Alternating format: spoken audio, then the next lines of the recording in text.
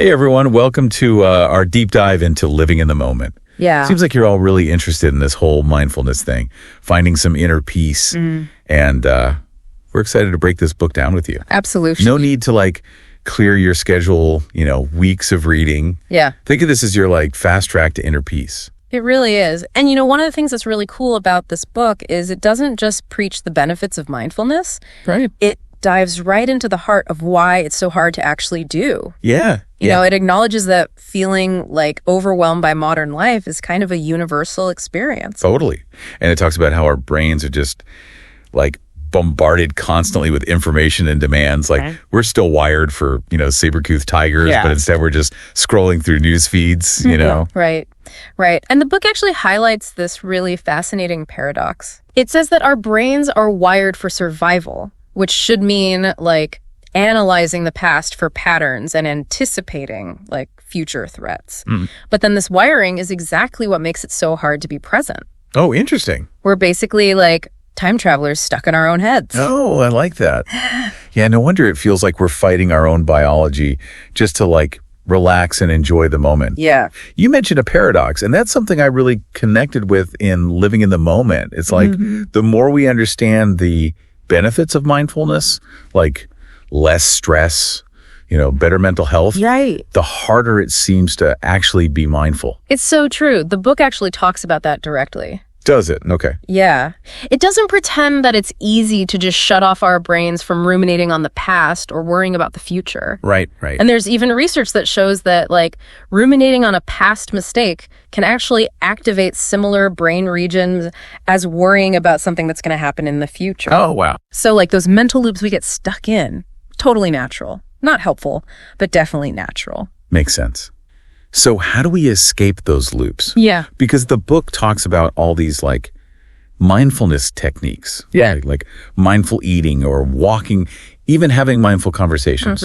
Is it really as simple as just being more aware during everyday activities? That's a really good point, and the book really emphasizes that. Okay. It's not about adding a bunch more things to your to-do list. Right. It's about changing how you approach the things you're already doing. I like that. I like where this is going. Yeah. So it's not about meditating for hours at a retreat.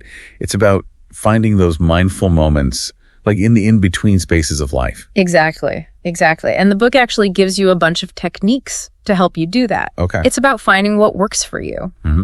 For some people, it might be mindful eating, really tasting each bite, noticing the textures and the flavors. Right. Instead of just, inhaling your food. There's this fascinating study that the book talks about where they found that people who practice mindful eating were actually less likely to overeat. And they actually felt more satisfied with their meals. Wow. It's amazing how something that simple, just paying attention to your senses, can make such a big difference. It's true. It's like turning an everyday thing into this mindful experience. Yeah, exactly. Kind of like something I tried recently, mindful walking. Oh, yeah. I used to always put my headphones in the second I stepped outside. Right.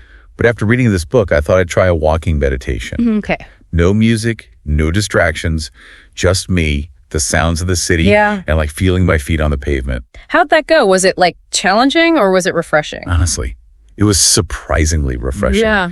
At first my mind was racing, Right. just trying to fill the silence with to-do lists and things I was worried about. But as I kept bringing my attention back to my body, the rhythm of my steps, the feeling of the breeze, this wave of calm just washed over me. I love that. It was like a mini vacation in the middle of my day. It's really amazing how powerful these little shifts in your awareness can be. Yeah. And the book doesn't just focus on the feel-good stuff. Right.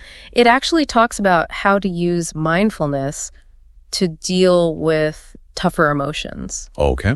One of the techniques that really stood out to me was the forgiveness letter. Have you heard of that? I haven't tried it personally, but yeah. Okay. I thought that section was really interesting. It's the idea of writing a letter to someone that's hurt you, even if you never actually send it. Right. It gives you a way to process those emotions and maybe even let go of some of that negativity you've been holding on to. Exactly. It's about acknowledging the hurt, letting yourself feel it, and then making the choice to move on.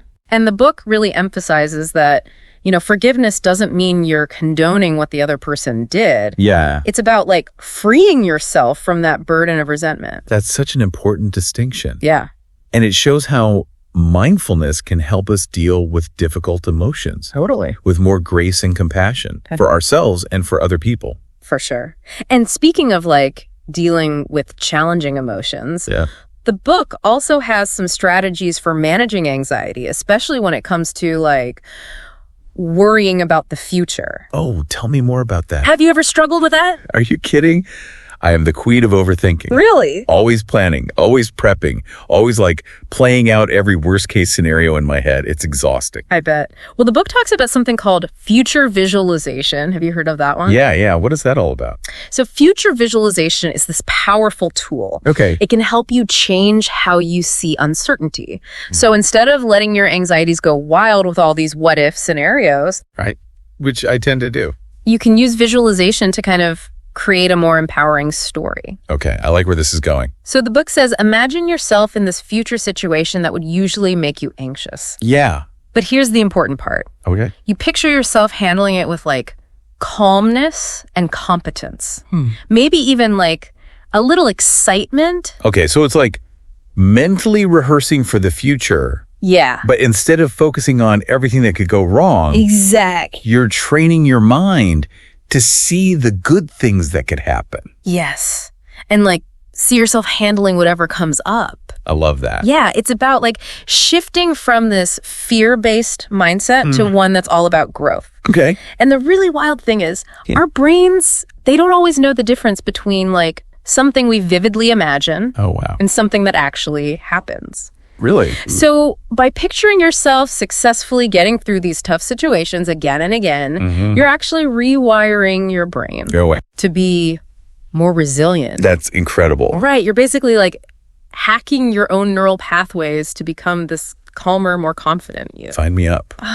That sounds amazing, Yeah. but let's be real. We live in a world that's full of distractions. Totally. So how are we supposed to cultivate mindfulness when like our phones are practically glued to our hands 24/7? That's one of the biggest challenges these days, right? Digital distraction. And the book actually dedicates a whole section to it. Does it really? Yeah, and it really emphasizes how important it is to set some healthy boundaries with technology. Which, let's be honest, is easier said than done. For sure. Because like our devices are designed to keep us hooked. Totally. Notifications, news feeds, endless scrolling. It's like a recipe for mental overload. It is.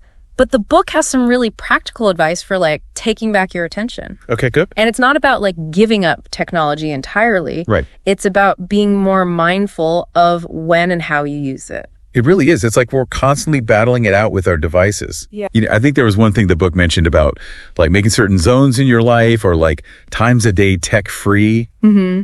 You ever tried that?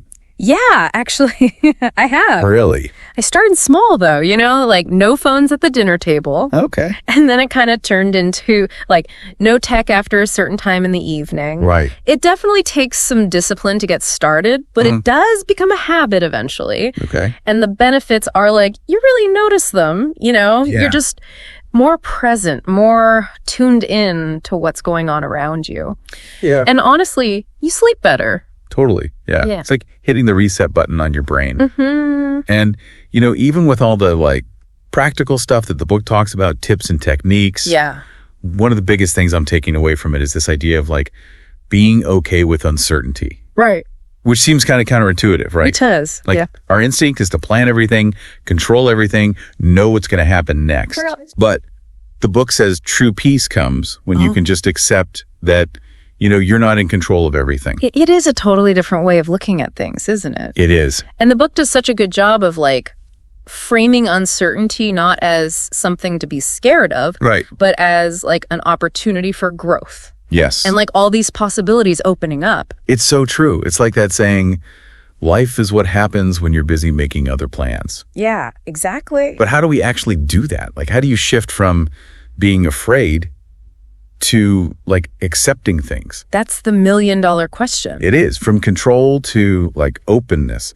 What really resonated with you from the book? Let me think.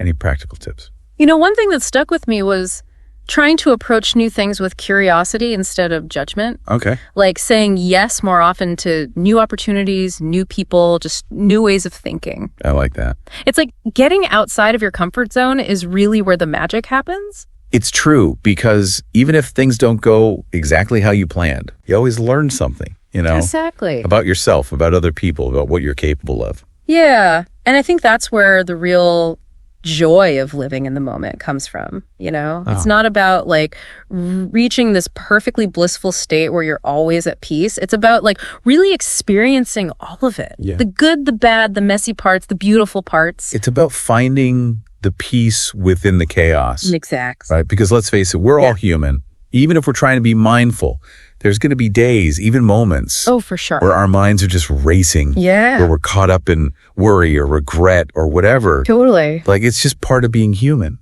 And I think the key, like the book says, is to not be so hard on yourself in those moments. Right. Like, it's not about beating yourself up for not being perfectly mindful all the time. Yeah. It's more about like gently bringing your attention back to the present moment. Over and over and over again. Exactly. Kind of like training a puppy, but the puppy is your mind.